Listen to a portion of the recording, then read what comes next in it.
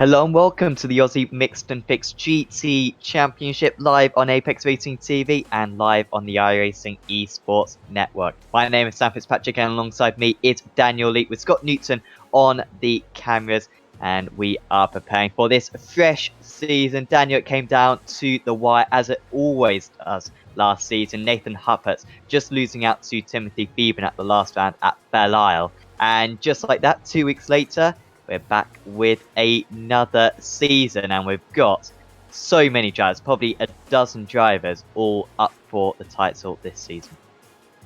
Yeah, good evening, Sam. All the viewers tuning in. Great to have you back for season 12. And you put it pretty well. We saw a fantastic battles through season 11 all the way to the conclusion at Belle Isle. Really unfortunate for Nathan with the minor little issues he had as far as technical glitches with the dropout, which ultimately cost him a good shot at that championship. So he'll be raring to come back season 12, looks what he can do and go from there. But I mean, we kick off at a great venue tonight, Silverstone. It's a fantastic race. We've seen awesome racing over the past few seasons where we've come here, and I expect we're going to be in for something very, very similar again tonight. I think so. This has become a bit of a mainstay, hasn't it, on the calendar, season after season. Revisit this place. We had a fantastic season 9 season finale, I believe, where the championship came down to the last lap round this track for the title. This time, though, we start off around this very historic track this season. Bit of a change compared to last season. We've followed the IMSA schedule the past few seasons. However, this season we are following the Le Mans series schedule, so it should be 12 or even 13 rounds, I believe, seeing that this is a leap season in iRacing of brilliant action coming up. Got a 45-minute race coming up for you. The drivers have already taken part in qualifying. There's 3 splits today. Loads of drivers, over 100 drivers qualified for today's event. And in this top split, we've got only the best 40 drivers. So it is an absolutely fantastic level of competition you are about to watch. So practice, short little practice, is just about to finish. We'll soon go through your grid before we start with the rolling starts.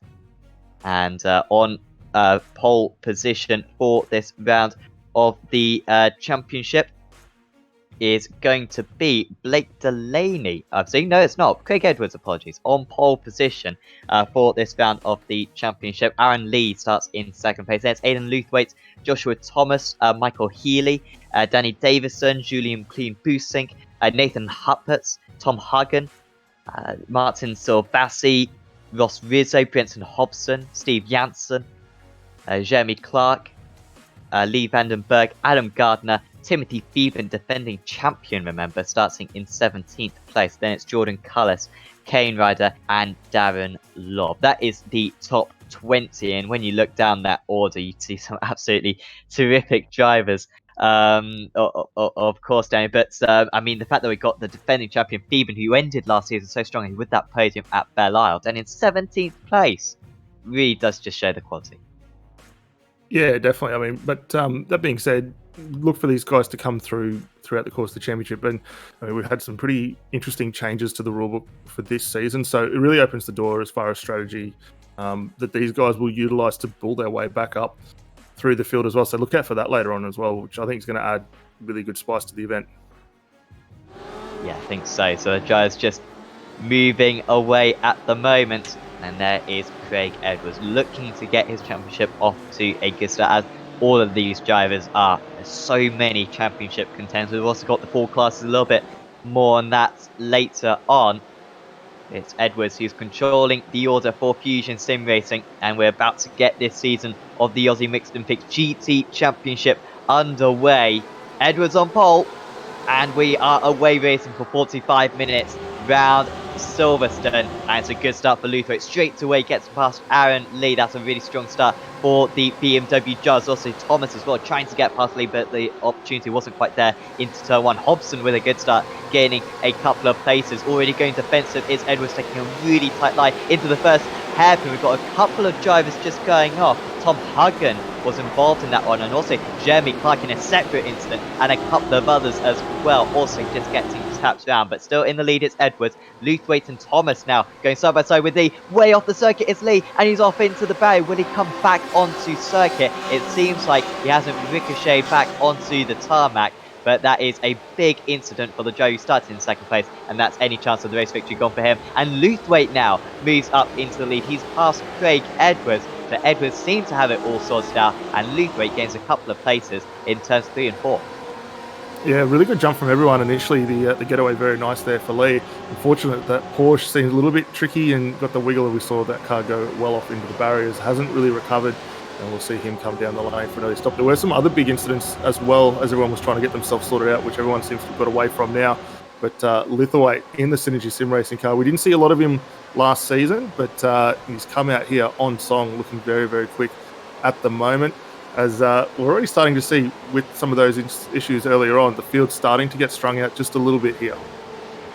Yeah, you can see Adam Gardner quite a long way behind, isn't he? As we saw one of the judges drop down earlier on, it was quite surprising that he wasn't dropping down further. Because, yeah, a couple of incidents, as you say, and the field has very much had a divide. Gardner now at the head of this massive chain, which goes all the way back to Braden Nashdan in 21st position. You can see it for yourselves on the screen, but Gardner just about clear into club. There might be a move though from Nicholson on Pickering. Didn't quite happen, however. Out in the lead then, Luthwaite leading first lap of the race, on the first lap of the race at 2 minutes 1. Expect those lap times to improve considerably in these opening few laps as the tyres warm up. And whilst Luthwaite does have the lead, it's not comfortable. It's an odd circuit I always find this track, Daniel. On paper, it should be quite possible to overtake, but just wonder if it's got a bit of the Barcelona syndrome, where despite these long straights, there's not big braking areas at the end of these long straights, so it's not necessarily easy to overtake. Yeah, I mean, there's a couple of good spots where you really do have some good opportunities, especially that run up into turn 2 there. But if you can't get the car alongside, it makes it very tricky, as you say, to get these moves done. And we're seeing that a lot through the course of the championship, especially at Silverstone now, is getting quite tricky as Luthwaite's still extending his lead. But for the guys here, if they can catch up, I think we're going to see a lot of overtakes potentially being done in the pit stop. If they can get the time in quickly, that's where they're going to make their ground. And for Edwards right now, this is actually probably a really good opportunity if he wants to look at that style of strategy there. He can utilise Luthwaite's draft to help coast a little bit through some of the mid corners. It's still very early to be doing that, however, but he might be able just to extend that window just a fraction and look to make that little bit of time up that he needs through the pit stop. Yeah, that's going to be an absolutely crucial element. Of course, we can have safety cars as well in this championship. But surprisingly, we didn't get a safety car actually on the opening lap, because I'm pretty sure Aaron Lee had to tow back to the pits, but no safety car was deployed.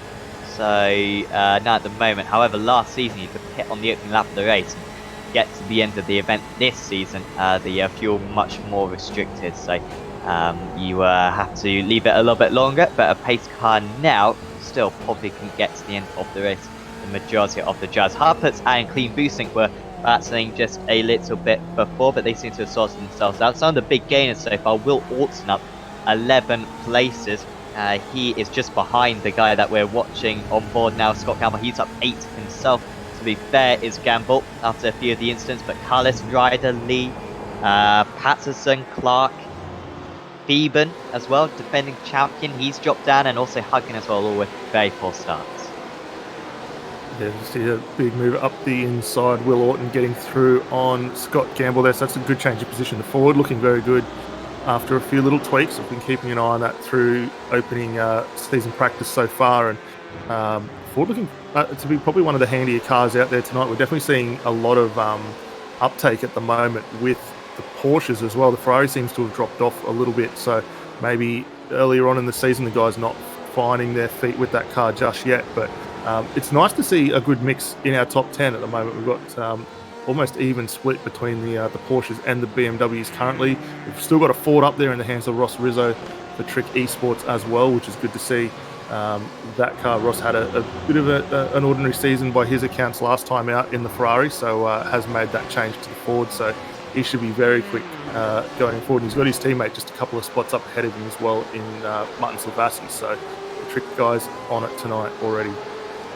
I think iRacing took a bit of weight off the board in the most recent build, which has considerably helped its speed. Still not used by a whole lot of drivers, but drivers who did pick it before the season started, I think will be feeling quite happy that they did that now. There was some alongside going into Stowe Corner. Don't think there was a move being made, but clean boosting. Oh, that's not going to quite happen on Huppert right there. Davison at the front of this chain. He's getting a little bit detached from Healy at the moment. The front few guys pulling away slightly. Currently a 5-second gap between first and seventh place that we're currently watching. Team boosting with that face change. Alternative New Zealand flag. Which I must say would be fantastic if they adopted that one. Rizzo and Berg. We've also got a very slow Porsche on the inside, but that's just a back marker. So lots of close moves at the moment, but it's not quite happening. Aaron Lee, of course, who's one lap down, just lets him pass the leaders there. Yeah, he's got a long way to go tonight if he wants to get back around and try and make something of this after what was a fantastic qualifying for him. He's going to have a lot of work to do after recovering from that earlier lap incident. Here's a little look at it just to see what unfolded there. You can see the car of Lithuate and Edwards just ahead, working through the mid-corner there, runs it up on the grass, and the grass is what's ultimately brought an end to that one and hard into the wall there. So that would have been a big lot of damage that needed to be repaired on that ERT car in order to get back out on the circuit there.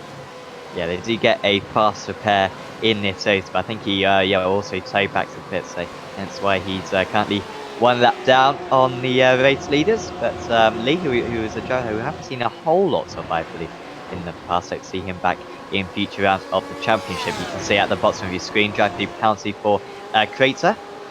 You can actually do drive through penalties now, thanks to iRacing. We are on the esports network, so we can give iRacing thanks for implementing drive throughs. Long awaited, but the stewards can now just press a button and it gives a drive through, which wasn't an option before, but that is now a possible element for them to use. Gardner, I think, just losing a couple of players. That may have been a slowdown for Gardner on that occasion. Also got Vincent Hobson, I think, just towing back. No, Hobson just coming into the pits, actually. So he's the first one to pit. That's an odd one, isn't it, Daniel? 8 minutes into the race. Can you get to the end of this race from here? Look, it's probably a bit of an interesting call for most of these cars out there tonight. With the update of the rules, they're 50% starting fuel on board them. For 45 minutes, they can go upwards of 65% at the stop. So they should be able to get these cars home without too much difficulty. They may still need a little bit of adjustment in the mid portion of the race, however, to get them home. Simon Nicholson now, he's got Warren Pickering in front of him. Will Orton, who we saw only a couple of laps ago getting that move done on Scott Gamble. So he's in a very quick forward at the moment. Interesting name for them, the old Drop Bear Motorsport. So they're doing very good. And this is a huge run. Trying to come out 3 wide, not going to work out for him in that sense. Oh, but Pickering's suffering just a little bit as well, running very wide. So actually, Orton now claims that position past Nicholson and set his sights forward to Warren Pickering just ahead. And they got 4 seconds up to Dan Log. That's kind of the divide that we were talking about right at the start of the race, which was formed with a few spins on the opening laps. Also kind of different little spins, but fortunately none of them turned out to be a pile-up. Not usually too much of a risk around this Silverstone circuit. Plenty of ground for these drivers to utilise. That is the gap between the midfield drivers and the front runners, so quite a big distance. Look at this on the inside for Josh Thomas. Went for the dummy and trying to imitate Leclerc Verstappen. Brilliant battle last season, that. And we might see it a couple of times as well this season in Formula 1. But Edwards bending it off. They are losing time now to Luther. 1.8 seconds is the gap. And despite matching the past few laps, I think on this time, Edwards is going to lose quite a bit of time. And he does. He loses half a second, 6/10 of a second.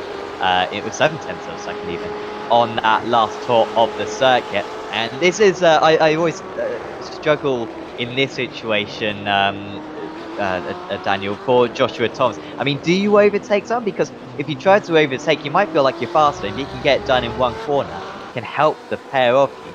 but if it takes you a few laps, then it ruins any chance of your race victory. So surely it's just wiser just to stay behind and keep up a good pace, keep up with the race lead. Yeah, it's a little bit of a challenging situation to get caught in though, because for most of these drivers, obviously, they're going to want to get that move done as quick as possible. The longer you stay behind, the more the red mist sets in, and you run that risk of potentially doing something a little bit silly and maybe causing yourself more harm later on. So if they can get up close enough to get the move done sooner rather than later, that's probably going to be the best bet.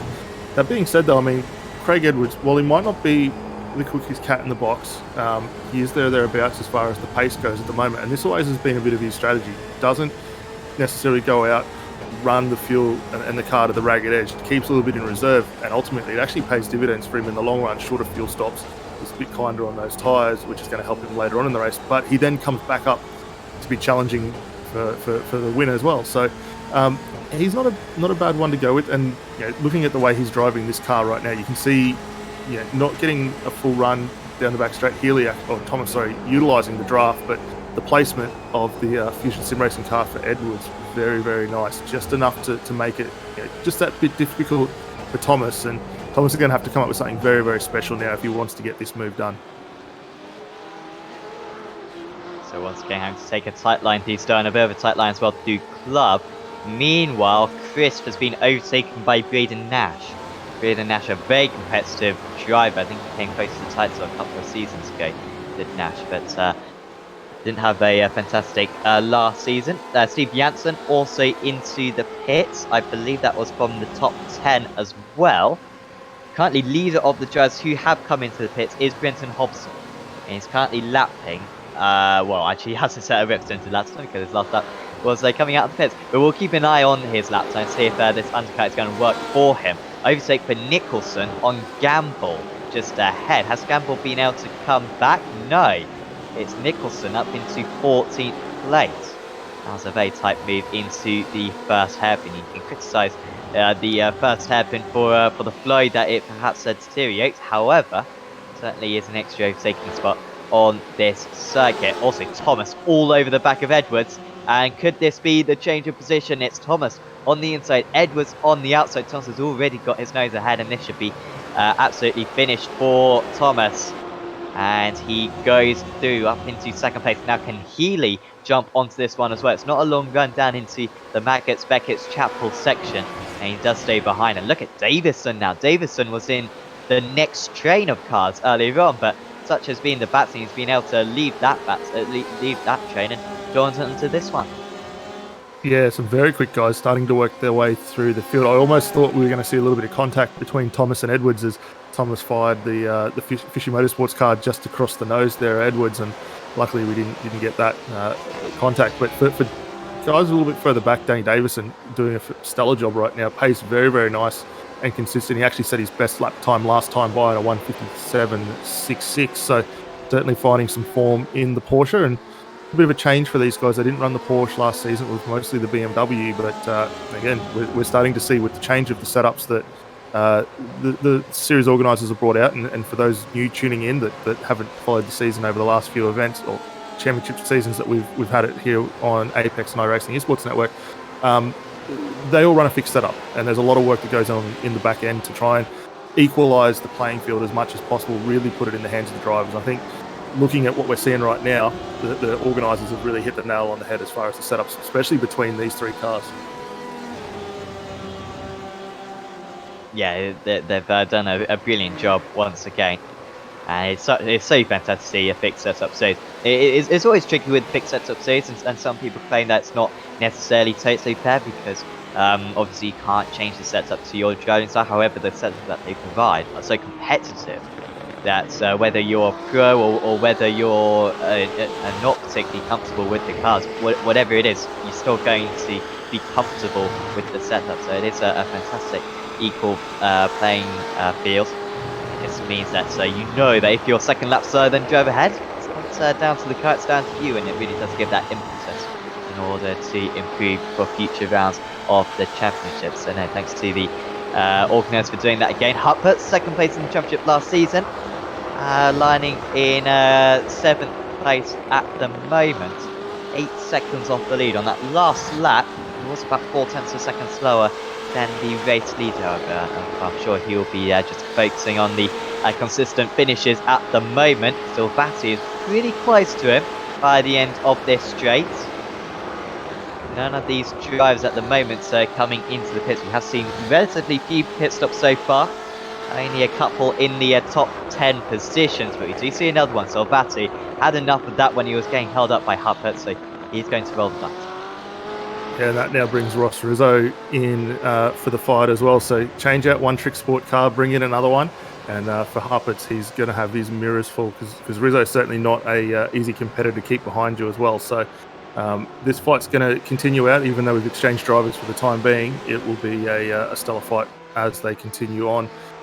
Further up or a little bit further down the field, we haven't mentioned him yet. Adrian Vlock, new livery on that car this season, and new team by the looks as well. So BFG Quick Fix Computers, little change from the old Fordzilla that we saw for the last couple of championships, but he's got Bradley Saunders right in front of him, trying to get a move done. Not quite going to get it done at this point in time. Actually, Saunders running a little bit wide on the exit there. This might present an opportunity for Vlock if he can get the drive out of the corner, which seems to have had at this point. Might be able to get this car down the inside here. Here we go for Vlock. Straight down the inside. Such a fantastic interior iRacing is designed for that Ford GT. Certainly, in my opinion, the best looking interior of any of these GTE cars. Absolutely huge wheel. The visibility isn't great. However, it is still very fun to drive, and Vlock is up into 21st position. We've got a car off. That is Warren Pickering. He was very strong early on, was Pickering, but he's now dropped down to 19th place. And I wonder how he's been able to do that. Looks like he's dropped it mid-corner. But it's slightly strange situation that, because usually the tyres would be in their absolute peak right now. Maybe there's a bit of contact involved. And there is. Just a tiny little tap. And round he went. That was with Simon Nicholson. Yeah, and I'd almost be thinking that's even it looked very close as far as contact went. I think potentially maybe just a touch of a little hint of net code there as well. Ultimately rotated that car around, but he was able to get back underway. Did drop a handful of spots there, so should be good to keep going. Lee Vandenberg now in the lane for his final stop tonight. We'll see where he comes out. For good comparison, I think we're seeing a lot of these guys at the moment around the 12-second stationary for their stops. So if you can get in under that, setting yourself up for a good run. Lithuate still commanding a solid lead out front. He's actually extended it now to 3.5 seconds and looking very good in the newly liveried Synergy Sim Racing car. It's a solid effort for him right now as well. Ever since Thomas got past, the gap was kind of maintained, maybe opened up by a couple of tenths, but it was that 3 or 4 laps of battling for Thomas and Edwards, which has opened up the gap. That instance that we just saw, 7:18 and 9:74. No further action, which is good to see. Racing incident, which certainly did seem to be that case from the angle we saw. Just a tiny little bit of contact, maybe a bit more room being left by both drivers would have been quite wise. Rizzo all over the back of Huppers. Where has so Silvassi is ahead of Vandenberg. So Silvassi currently leader out of the drivers who have already pitted and lapping pretty well. Actually, has a better sense of that time, Silvassi. I was looking at Steve Janssen, who's been pretty quick. Apologies. 57.91 that last time for Silvassi, and the 57 is kind of the range that you want to be. He's third out of the drivers who have come into the pits. Hasn't really worked out for Brenton Hobson, who we saw came into the pits on lap 4. Of course, such a difficult balancing act. Of course, if you come into the pit, then you're going to have a lot more fuel on board with your car, which is going to slow you down by a few tenths of a second. However, it does give you, most likely, some more fresh air. You're not going to be involved in a big pack. You're not going to be fighting as much with other drivers. So it just depends on the situation you're in, whether or not you want to come into the pits. But expect the leaders to probably stay out as long as possible, unless they are just trying to fend off maybe an undercut from another driver, because it really likes to flag on paper the staying out on fuel as long as he can should be the fastest way to go. Aaron Dodd in 15th place at the moment. Has he just been overtaken by Specchio? I think he may have been. He's just behind him at the moment anyway. Yeah, and Dodd actually finding himself in a bit of an XRC sandwich at the moment. He's got Dixon behind him, as you say, Specchio, and then Martin Crisp up ahead. So he's going to want to get past these three and start progressing his run a little bit further. But the pace so far has been very, very good. He's last time by 3/10 slower than his outright best, which is good to see. The pace still starting to come back to him, but he's going to need to move pretty quickly if he wants to get his way further up. Still got that pit stop in hand, throws the car down the inside, so he's going to try and have a move here. Not going to get it done though, so he's got a few options. Gets the move done now, utilize it, or utilize that pit stop to maybe get it done if he can. But let's have a look through as he runs through the S's here, just to see whether he can close up in the BMW. That long wheelbase should be a little bit more stable through the mid corner, but actually losing just a small bit of an advantage on the run in. And actually Dixon gets a fantastic run behind, as you see on the little camera in the background there, and this could be another opportunity here for Dixon to come through. Quite. I think the tow for Dodd just helping him out in that situation. Huppert's with small issues. Actually dropped behind Ortson now. I don't think that was coming into the pits for Huppert's. He's down to 10th place. He's dropped behind Rizzo and Ortson there. So Huppert's struggling at the moment. One of the best drivers. Oh, as now Rizzo slowing down. So I wonder if there's been contact between Rizzo and Huppert's. And now Rizzo just redressing that position. It does mean that you probably have a smaller penalty. It means that Orson's up into 8th place.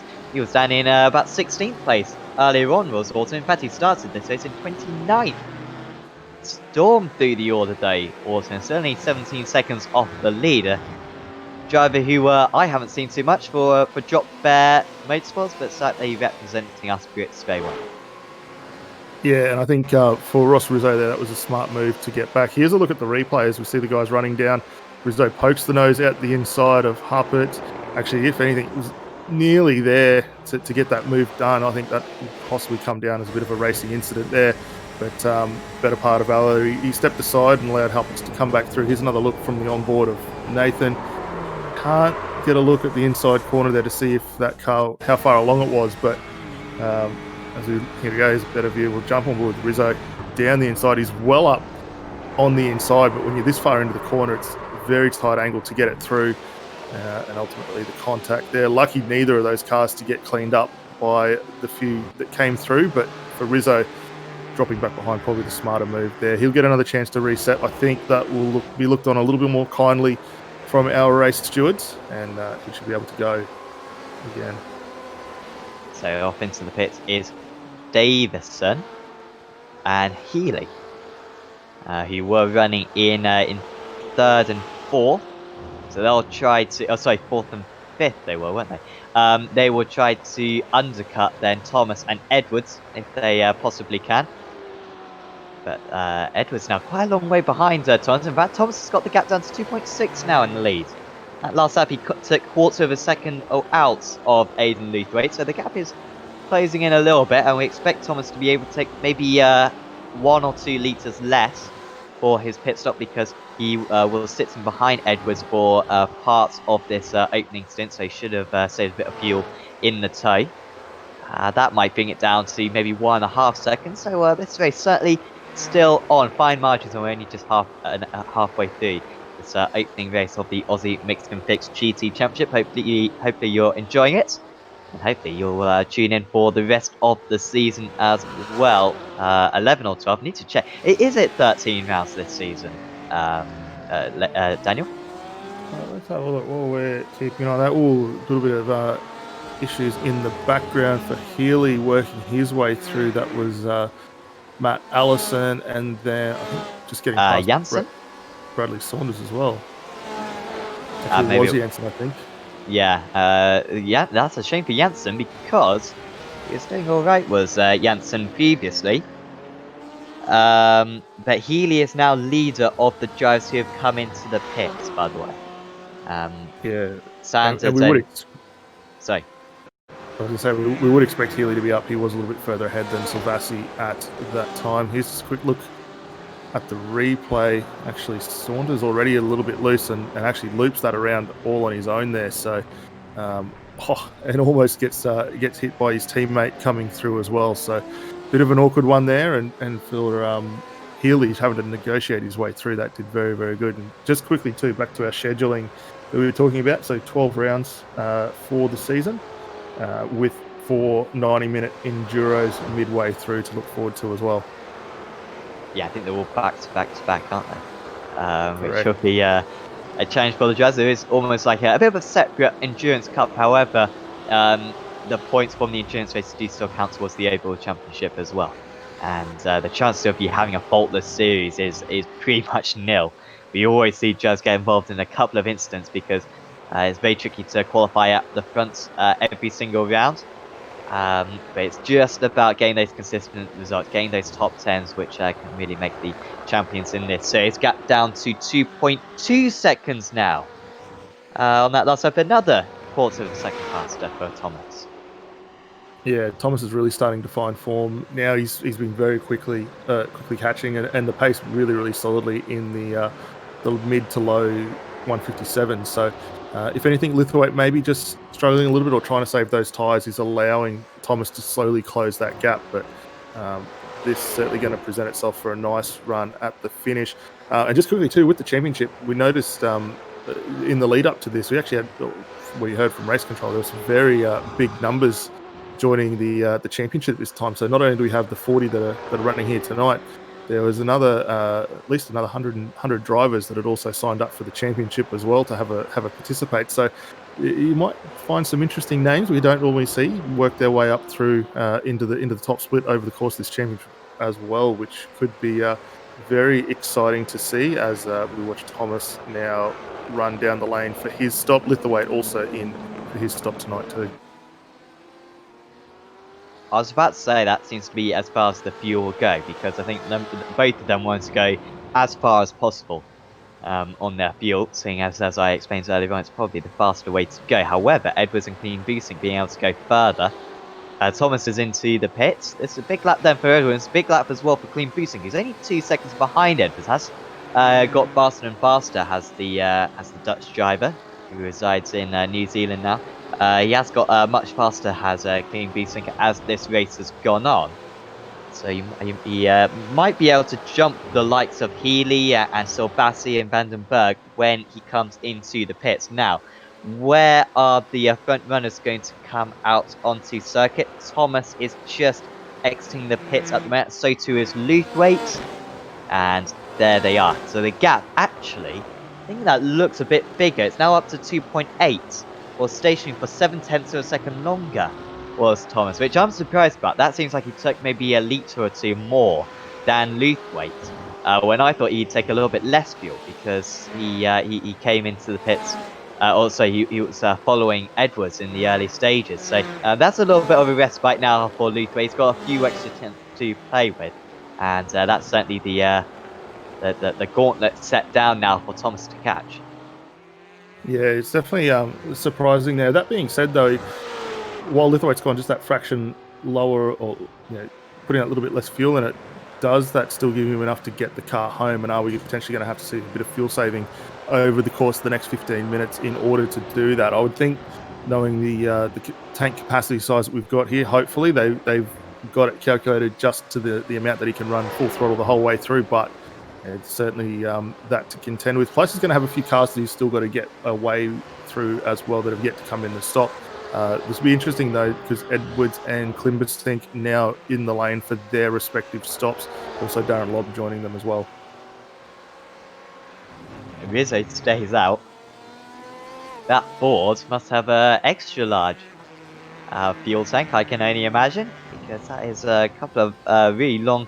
There's a really long stint for Rizzo too. He was in the draft for the majority of the stint, so he leads the lap, which will be nice for him.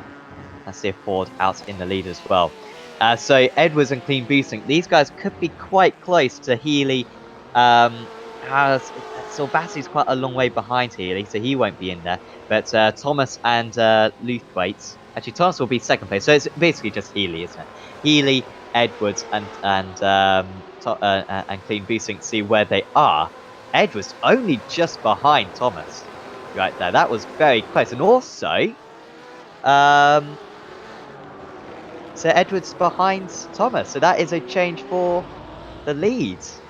Sorry, where's the Well, other hang on. driver? What's happened to Lithuate's back in the Yeah. pit lane? So has that been a connection issue for Lithuate? Because that's his second stop at this point, and that's dropping him. Well, it has now dropped him out of contention as we see him continue to fall down the order at this point. So be interesting to find out, unfortunately, what has transpired for him there to see how that's gone by. But for the guys up front, though, Rizzo is still pushing on. Thomas and Edwards, that gap very, very close now, and then Healy's going to throw his hat into the ring. Similar to Klimbasink as well. Here's a little fight, though, between Fusion Motorsports and Trick Simsport, or Trick Esports, sorry, with Michael Healy and Julian Klimbasink going at it. And Klimbasink looking very, very good for pace at this point in time as well. Massive shame for Luthway. That was looking like a tasty battle. I think Thomas was probably going to be on course for catching him by the end of the race. Whether or not he would have been able to overtake is a completely different matter. However, that he's had any chance of the race victory gone for him, and that is quite a setback in this round one of the championship. You really want to get these race wins whenever you can, and that one was begging for him right there. We'll let you know if he where he ends up in this race. He is back out on cycle. He's in 34th place though. Is Luke Great for CNG Sim Racing, so I think he scored a handful of points, but certainly not as many as he should have done. Rizzo is into the pits, so Rizzo should be around Huppert's. I guess he was battling with Huppert's earlier on. Hobson up into top 10 now. Hobson, he came into the pits earlier than anyone else. It kind of resulted in him being in the same place that he was anyway. Here is Rizzo. Well, this could be ahead of Huppert's. He is going to be ahead of Huppert's, is Rizzo. He might even be ahead of Janssen. That's really good for Ross Rizzo. He stayed out one lap longer, or a couple of laps longer than the others, and he is now ahead of Steve Janssen. Lee Vandenberg as well, only just ahead. So that's work on the board. Yeah, but Rizzo's going to have to drive the wheels on that. We did see a notification from race control after reviewing that incident between himself and Humpers. He will get a 10-second time penalty added post-race, so he's going to need to drive the wheels off that Ford just to get himself up a few more spots and give himself an opportunity to still filter into that top 10 once that penalty is taken into consideration. So at this point, if he was to have it handed out as the race finishes right now, we'd see him drop down to 16th position at this point in time. So yeah, a lot of work for him to do, and he's got Lee Vandenberg just out in front as well, so that's not going to be an easy move for him to get through either. Drive the penalty for Adrian Block, veteran of the series, and he is already down in 26th place as Block, so he'll drop outside the top 30 because of that. Berg, pretty under pressure from Rizzo at the moment. He'll be able to dip into that draft. We're not quite sure at this stage of the season what is going to be the fastest car. We've always believed that the BMW's got very good drivability. It's just really nice coming out of the corners. You can adjust the car a lot, and not to criticise Thai Racing too much, but of course with some of the criticisms of the physics, just struggling to really have a lot of confidence in the car when you've got that amount of grip in the BMW. Drivers certainly do gravitate towards that, but the Ford with this most recent build has certainly had a bit of a pace advantage. Janssen's now right onto the back of Rizzo, and here comes Janssen on the inside into the hairpin. Last, there wasn't an opportunity. Now takes a wider entry on line there for Rizzo, just straight lining the braking area rather than stretching out to open up the corner slightly more, but despite that, Janssen nowhere near close enough, moving on to the Wellington straight, and Rizzo actually getting back into the draft of Berg as well. So with 10 minutes to go of this race, we've got Thomas leading 6/10 of a second ahead of Edwards, as now Rizzo does go wide. And is there going to be contact between these two? It was a very odd mistake from Ross Rizzo previously, and this would be a great move if Janssen could pull this one off. Into Woodcut they go. Now, should be the better line here for Ross Rizzo, really. But Janssen has got the momentum on the outside, has to back out of it, and that's ruined any chance of them overtaking the car ahead for now. But back comes Janssen again. Rizzo should have been a bit more aggressive, and then going through Kopp's corner, and he's lost out because of it. Down into 9th place. Janssen back into 8th. Yeah, 2x2 through there doesn't really work out. For Rizzo, that all started with a bit of an inside lock and saw the car just veer off to the right midway through the corner there. So lucky to get it back and only lose the one spot. He's got Brenton Hobson now closing in as well, and Brenton's a pretty tough competitor for those that know him in the V8 series. Runs a lot of supercar, but nice to see him jumping across to some GTE action at the moment. So Rizzo and Hobson know each other reasonably well. Similarly with Jensen as well. These guys all now in for a very solid battle to close out. Just under 10 minutes to go in this race. But yeah, we'll see what comes of that. Out front though, our leaders still extending, actually starting to close down again to give us a solid battle here. Josh Thomas and Craig Edwards, 0.7 of a second. It's starting to come back a little bit in Edwards' favour now. He's been able to slowly bring that gap down just a fraction, and then Michael Healy as well, just hanging thereabouts. You can see him in the back of frame, trying to close up as well. He's just been able to repel clean boosting, I think, for the time being. Can't afford to make a mistake, but now he can kind of look ahead rather than looking behind. Edwards just within that draft region, but he's failed to close the gap within about 0.4 of a second at the moment. To question how much of a challenge he can make. Of course, the pole sitter was Edwards, but he dropped down to third place off the. Was it third place off the start? No, he dropped down to second place at the start, then got overtaken by Thomas, and then seems to be dropping back in the first half of this race. But in the second half, and since that pit stop, he's been much more competitive. So just dropping to 3/4 of a second behind now. So a bit too far back before a move into Stowe. Rizzo's got back past Janssen again for 8th and 9th.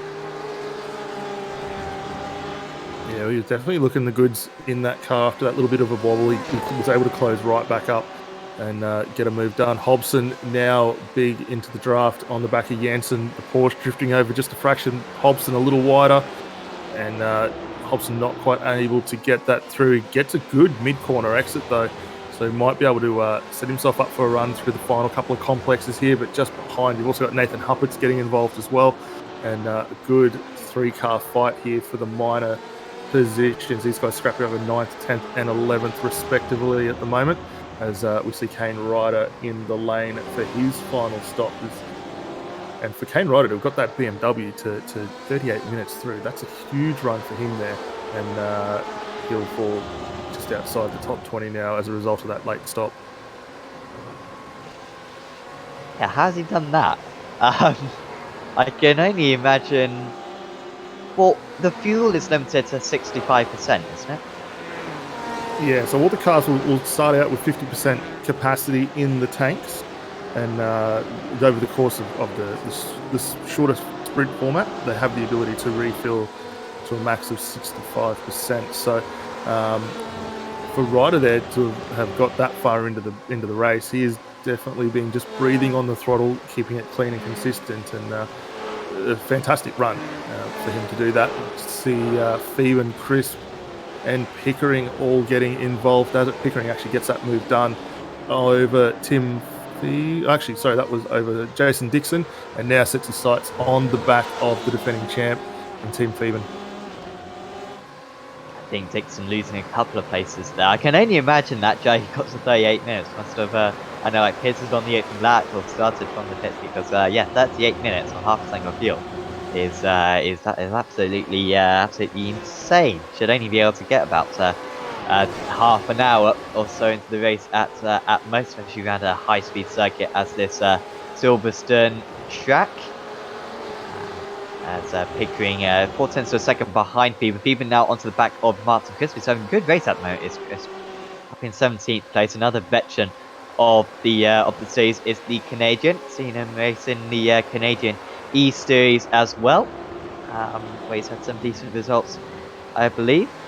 However, he's got some very competitive drivers behind him. It's just about how many of these places can he hold on to for the remaining time. Oh, he gets a hit, does Phoeben. He's been hit by Pickering. He straight away waits. However, that was really clumsy right there from Pickering. A complete mistake. It wasn't even an attempted overtake, but he's absolutely missed his breaking point. I mean, he was going wide anyway. I think it was Pickering. It's a very strange mistake because he had braking markers on the outside. Then it's just been a massive lapse of concentration. Yeah, little uncharacteristic there for Pickering. He's normally one that's consummate professional, and unfortunately, they just missing the brake markers. Does the smart thing though, stops instantly, allows the redress between himself and Phoeben. I would expect, similar to what we saw for Rizzo, there'll be a bit of a penalty handed out from race control after that issue. But good sportsmanship from him there to know, made the mistake, instantly stops, allows the redress and gets back underway. A little further back, Simon Nicholson, and Braden Nash going at it as well. Healy and Clean Boosting. I'm just seeing on the timing tower, really close to one now. It's just opened up again. Apologies. But for a moment, it was down to about half a tenth of a second. I wonder if we were going to see a change for third place. Picking getting a 10-second penalty for that then. So nice and quick from the stewards to decide that one. Pretty much an obvious. I'm sure it would have been a lot more as well if he hadn't done the redress. So it certainly was worth doing what he did. Really close actually for the lead now. 4/10 of a second between Thomas and Edwards. That last lap, Edwards managed to take another 10th of a second out. We've got 3 more minutes to go. That's 2 more laps, including this one. And this is pretty much as close as Edwards has got. However, the gap just opening up to 8/10. Driving in deep actually was Thomas. So the gap ebbing and flowing. And that's a much better line through Edwards there. And he gets a bit to exit. So onto the Wellington straight. This gap will probably be down to about 3.5 tenths of a second, I imagine, by the end of this straight. And now trying to break the draft as well is Thomas, trying to preserve that lead as much as possible.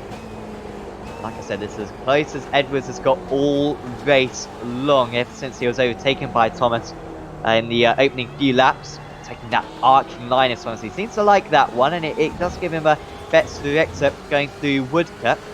Healy as well coming under massive pressure from Clean Boosting, but we'll pay the majority of our attention on this lead battle. It just takes a small mistake, doesn't it, from Thomas? Just a poor run from Chapel, picking up a slowdown, and that's the race lead gone. Yeah, it's not going to take much for him to ultimately lose it. It's going to take everything in his power to try and retain it, however. So, if anything, probably the best position to be in right now is where Edwards is, applying the pressure as much as he can, force Thomas into a mistake where possible and sneak up the inside there. But for Thomas at the moment, he's just doing enough to keep that gap at the 3/10 marker at the moment. You see just behind as well that battle with Healy and Klimbusing closing up as well. But both of these two fights that are going on right now, very seasoned competitors, as Edward just jinxed a little bit wide, tries to open up that corner and maximise the amount of car speed and grip that he can utilise through the mid-corner, and that's actually helping him close that gap back up again. That was a really good run there for Edwards, and I think as long as he can keep his foot planted to 1 and 2k good speed, he might have a chance into the hairpin. It's such a big braking area, and Thomas is just not running these racing lines anymore. He's taking a tight line, and to be fair, into the hairpin he had to, but at Stowe and at Club he was defending fresh air really, and just wasting a couple of meters of extra turn-in area, and it's put Edwards in with a chance. Once again, breaking the draft is Thomas, and Edwards not quite staying right in the track. So it's a good tactic from Thomas just to try to, from Thomas to try to break the draft. Now he's slowing down on the apex as well. He is just trying to keep track position now. And if he does win this one, he will be absolutely delighted, because this is big pressure. You can see how he is feeling that pressure right now. He's got one more chance, really, does Edwards, down into Stowe Corner. And then I guess into Vale as well, if he forces Thomas offline into Stowe. He is closer than he was on the last lap. They pick up one more 1x. I don't think either of them are anywhere near the 35 instant limit. This is when you want a few extra spare as well, so you can push that little bit extra, carry those few kilometers extra through each of these corners. Edwards just a little bit wide through Chapel. He could have taken a bit more curb there, and it compromised his exit ever so slightly, and the gap opened up to 3.5 tenths of a second. Back down to 3 tenths. Does Thomas have to go defensive into Stoke Corney? Once again, leaves a couple of meters on the outside. However, I don't think it's going to matter. Edwards will close in. Will he go for a last-ditch move into club? It's not going to happen for him. And in this first round of the Aussie Mixed and Fixed GT Championship at Silverstone, it will be Joshua Thomas to take the spoils and the championship lead. Josh Thomas takes first blood in this season of the Aussie Mixed and Fixed GT Championship. Edwards pushed him hard in second place. Healy holds on against clean boosting. Look at this. Vandenberg and Rizzo. Rizzo gets Vandenberg. He overtook Janssen. He overtook Vandenberg near the end to get a very impressive 7th place. It was Silvati and Lob in 5th and 6th. And that was fantastic, wasn't it, from Joshua Thomas? I thought he was being a little bit over defensive. I thought he was running a little bit too far offline there, Daniel. However, he did just about enough to hold on to the win. Yeah, it was a really good run there for him to come home and do everything he needed to do to hold a really hard charging Craig Edwards at the end of that race. So, while it was a little unorthodox as far as some of the race lines went, it certainly proved to be a very strong opportunity and scenario to go with. As we just watched the finishing 80 and Lithuate, and what could have been for him tonight, having had a chance having taken the lead of the race very early on, and that unfortunate second pit stop later on really hurt him, as we see a few guys having a bit of a crash as they get over the line. And it looks like our final driver to get across, Dave Clements, gives the Ferrari a bit of a bootful and ultimately loses it right there on the camera, so he won't be overly happy with that one. Yeah, not quite. Yeah, the donuts were meant to start on the in lap, not the final lap for Clements. He'll finish in 34th, but on the lead lap will score some points. I can only imagine that that penalty we saw for Luthway. I can only imagine that was like a pit exit penalty, perhaps. Maybe he crossed the pit exit line, although I don't think the pit exit line is very tricky around this circuit to cross. But maybe just maybe let go of the pit limiter too early. Very strange one, having to come into the pits once again, and that's a massive shame for him right there. But it did open up the opportunity for Thomas to take this round 1 of the championship. He wins out in the 766 car and also finishes top of the pro drivers. Craig Edwards, top of the elite drivers in second place. Then it was Michael Healy earning out the podium. Julian Clean Boosink, Martin Sorvasi, Dan Love, and Ross Rizzo in the top 7. Lee Vandenberg was in 8th, then Steve Janssen, Brenton Hobson, Nathan Huppert's in a bit of a struggling 11th place, down 3 places from his start. Will Orton was up 17 places, was up even more than that. At one point was Orton, but still, nice job from the British driver. Then it was Simon Nicholson, Graydon Nash, Scott Gamble, Adam Gardner, Martin Crisp, Jason Dixon, Jeremy Clark, Aaron Specchio, Tom Huggan after a tricky start. Good recovery, to be fair, from Huggan. Warren Pickering was in 22nd. Could have been much higher for Pickering as well. Then was Garnett Patterson, Danny Davison, Timothy Phoeben, very much in the wars, the reigning champion. Adrian Lechty, Matt Allison, Bradley Sanders, Alex Creator, Jordan Pruden, Adrian Block, Aidan Luthwaite, Dominic Mellett, Dave Clements, Aaron Lee, Kane Ryder, Jordan Cullis, Aaron Dodd, Blake Delaney was in. Apologies, Blake Delaney wasn't in driver.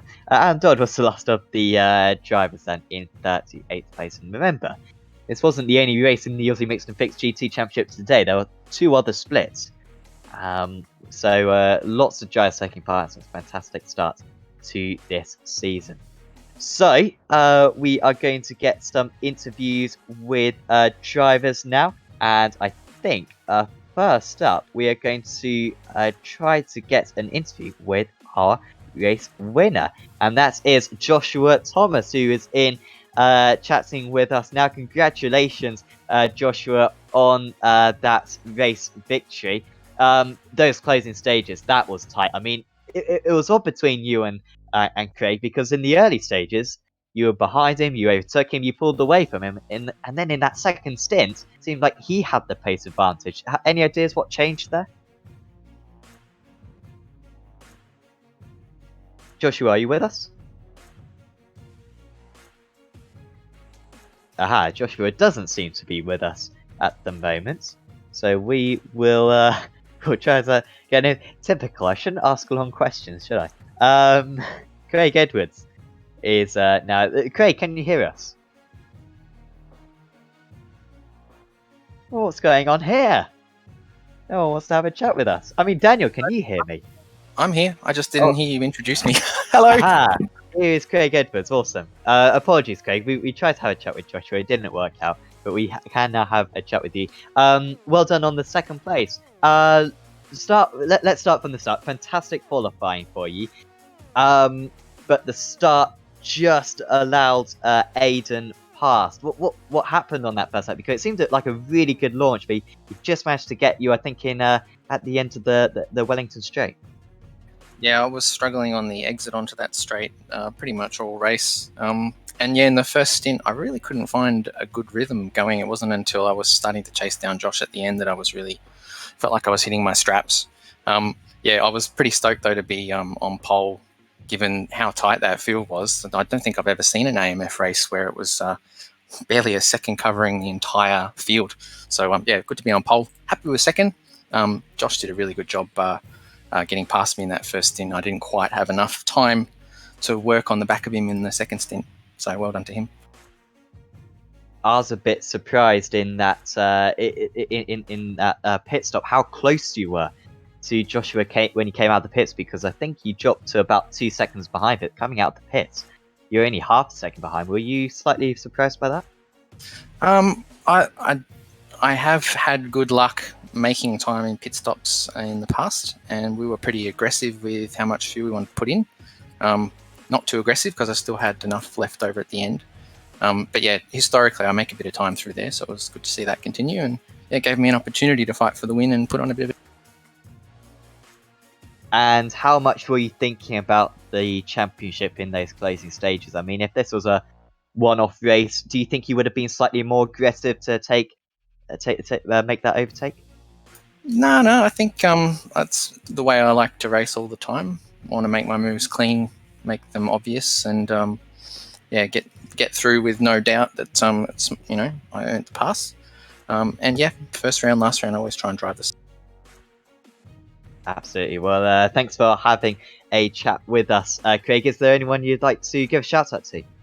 Yeah, first off, big thanks to you guys for the work you do each week. It's fantastic to have the broadcast continue for this season. And yeah, big thanks to my team, Fusion Sim Racing, and our sponsors, Dripping Paint Graphics, Eclipse Signage, and Daryl Carter Plastering.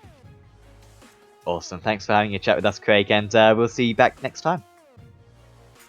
No worries, mate. Thank you very much. Craig Edwards there, your second place runner for Fusion Sim Sports today. Next up, we are going to try to have a chat with Joshua Thomas. Joshua, are you there? Hi, boys. Can you hear me? Yes. Haha. Awesome.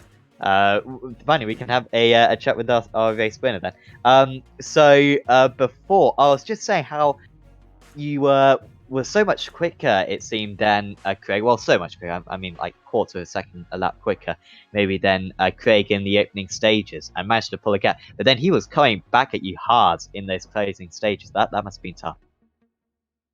Yeah, I think the pace difference was I didn't have too much nerves or too many nerves in the middle stint. I was kind of just really focused, and then once I saw Luthwaite pull in for the pits because he needed more fuel, I got real nervous, and I think that's when Craig started catching up to me because he's pretty experienced. He knew what he was doing. So, yeah, I got a bit nervy, but thankfully I could hold him off and get a race win, which is awesome.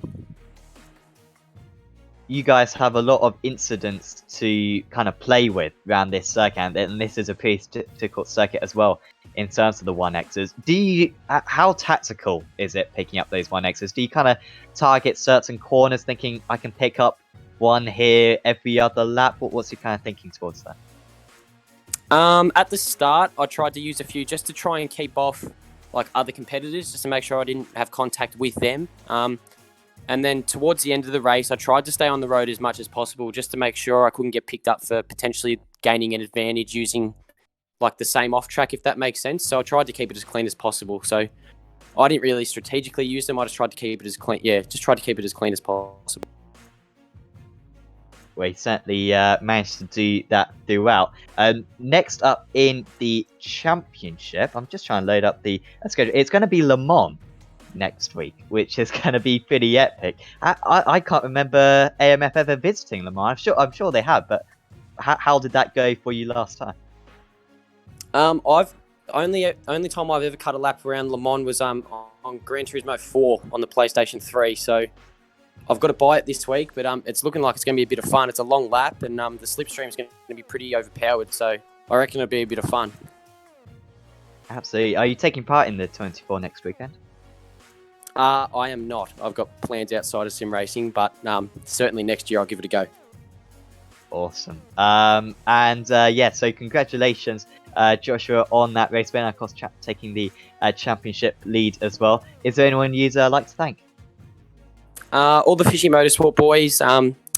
Great bunch of dudes. All the new sponsors are hopped on, and everyone who helped me, get me to where I am now. It's been an awesome ride, and hopefully we can continue this good form. So yeah, thanks guys. Awesome. Thanks for having a chat with us, Joshua. See you back next time. See you, mate.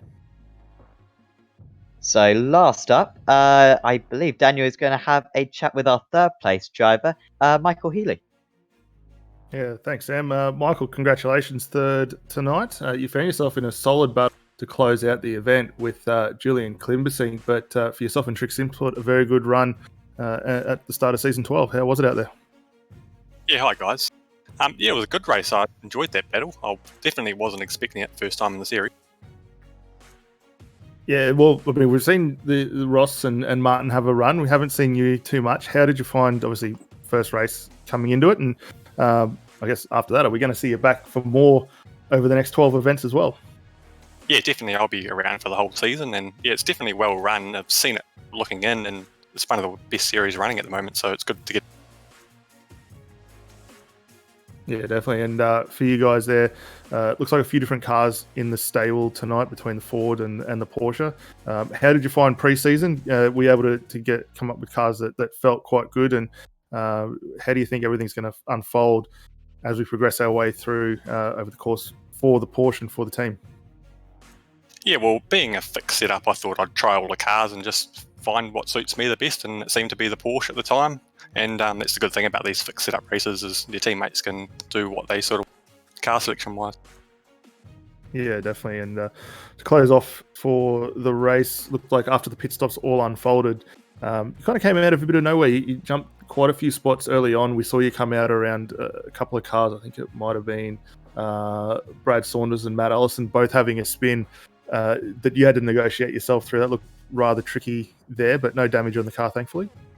Yeah, that was probably the most frightening bit of the race, coming my outlet there, but I sort of took too much fuel, about 4 or 5 litres too much, so I should have been ahead. But all in all, it was a very fun race, and I'll definitely be back.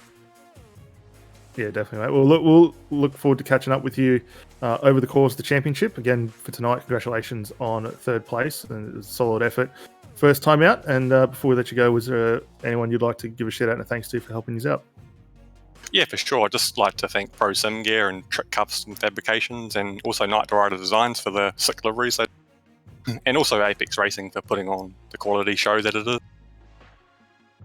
No worries, mate. Well, again, congratulations on third, and hopefully we'll get a chance to chat to you a bit more as the season unfolds. No worries, thank you. Michael Healy there, finishing in third position today for Trick Esports. Tyne, I mean, next week, looking at that schedule, Le Mans, the Joes are going to... so they're going to be sick of that circuit.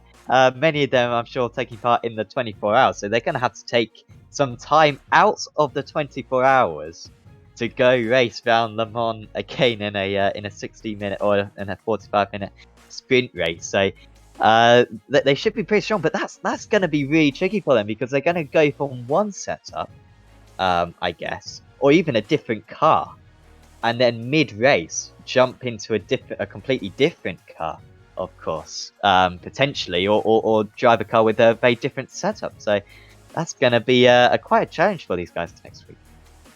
Yeah, definitely. I mean, it's a huge undertaking to transition from the endurance format like an iRacing special event where, as you say, different setups, potential for different cars. The other big thing is you're not driving for yourself in those. You're driving for a team, and you've got other guys to consider about not only your performance but how that car finishes up. So it'll be a big mindset adjustment to switch from that back to the sprint format that we have for AMF. But for all these guys, very capable of being able to do that, and I don't think it will hurt them too much. They may find a few little nuances with the setup that don't quite fit to their liking to what they've been able to tune out of those cars for the Le Mans race, but I think it'll still present a fairly unique challenge for these guys.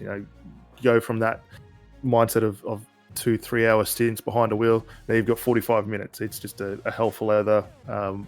Balls out, go for it type of an event, which is really good to see as well. So I think it's going to be very exciting. The draft is going to be phenomenal around Le Mans. It always is.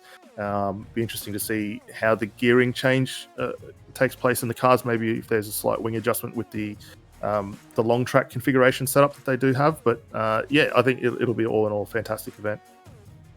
Yeah, really looking forward to that round of the championship. That'll be on at the same time then on the Sports Network and on Apex Racing TV, same time next week, once again 45 minutes, and we'll see if Joshua Thomas can once again win out.